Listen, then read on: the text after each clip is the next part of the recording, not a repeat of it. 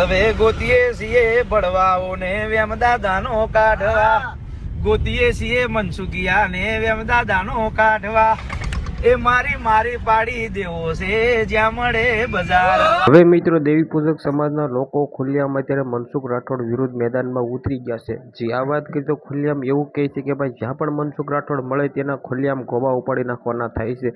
હવે મિત્રો તમને બધા લોકોને ખબર છે કે દેવી પૂજક સમાજનું અપમાન, જે આ મિત્રો વાત કરી તો મનસુખ રાઠોડ છે એ દેવી પૂજકની દેવી દેવતાઓને ખુલ્લેઆમ મિત્રો વાત કરી તો અપમાન કરતા હોય છે, મિત્રો ટિપ્પણીઓ કરતા હોય છે। આ સોશિયલ મીડિયાની અંદર વિડીયો તો તમે ક્યાંક ને ક્યાંક જોયા હશે।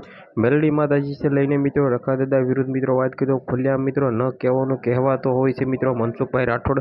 ત્યારે અત્યારે દેવી પૂજક સમાજના લોકો ખુલ્લેઆમ મિત્રો મેદાનની અંદર છે ને લડી લેવાના મૂડમાં છે।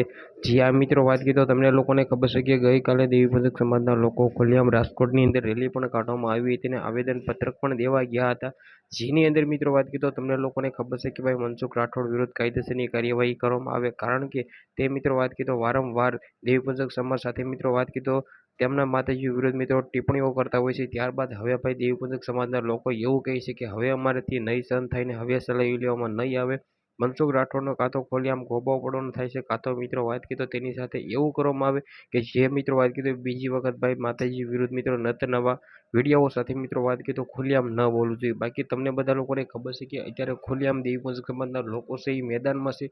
હવે સૌથી પહેલાં તો આપણી યુટ્યુબ ચેનલની અંદર તમે પહેલી વાર આવી હોય તો વિડીયોને શેર કરીને સબસ્ક્રાઈબ કરવાનું ભૂલતા નહીં, કારણ કે આવા નવા ઇન્ટરેસ્ટિંગ વાયરલ ટોપિકના વિડીયો સૌથી પહેલાં તમને બધા લોકોને જોવા મળતા હોય છે।